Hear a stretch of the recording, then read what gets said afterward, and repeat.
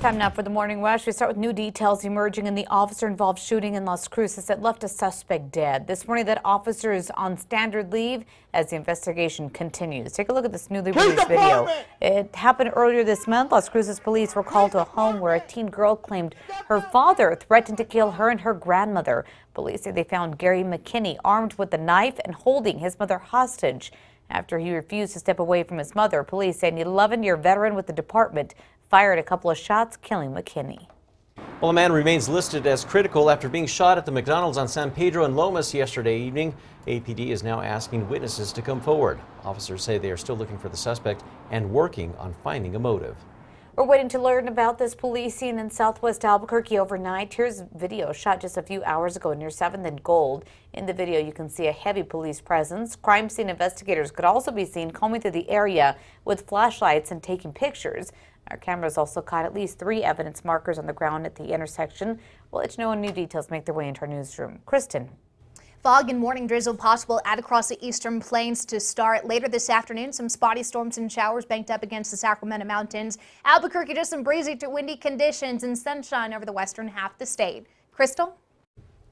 This morning, police are still asking the public for help as they continue to investigate the shooting death of an Army captain from Santa Fe. According to police, the body of Captain Daniel Chamberlain Lehman was found on the side of the road in Colorado Springs on Saturday. Police still have no motive or suspects in connection to the captain's death. He was stationed at Fort Carson near Colorado Springs. Breaking overnight news, 5 people have been stabbed, including 3 infants at a daycare in Flushing, Queens, near New York City.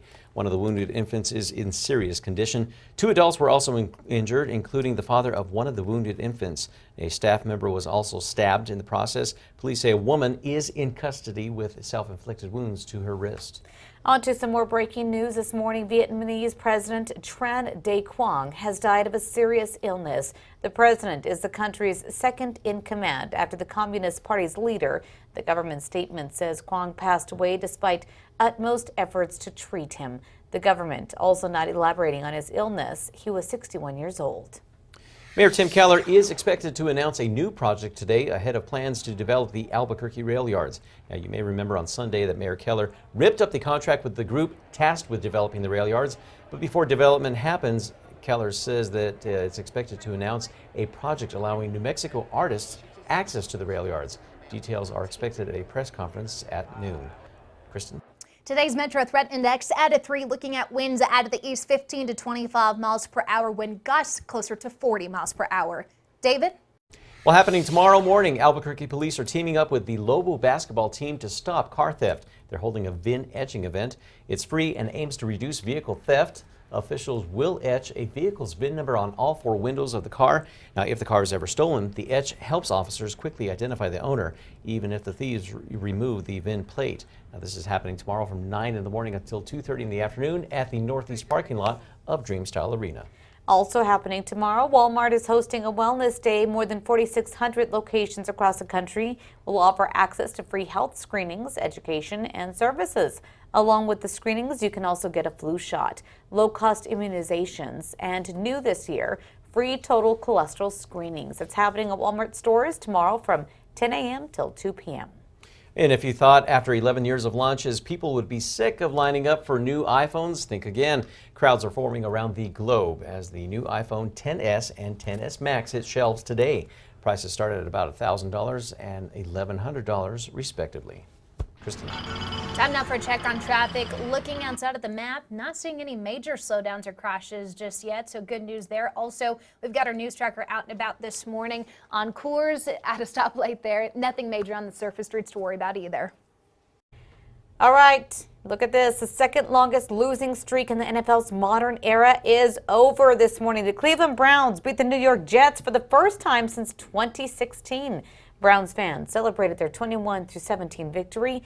Rookie QB Baker Mayfield was the #1 pick in this year's draft, and he really helped nail down this win. He replaced injured starting quarterback Tyrod Taylor and led the Browns on 4 scoring drives. Celebrations, they lasted well into the early morning hours. And get this, locks on Budweiser refrigerators were finally opened.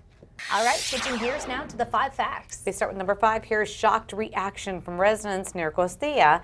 That's after a moose is spotted nearby. People snap photos of the giant animal just calmly roaming around the neighborhood there. This is only the 3rd moose sighting in the last 2 decades.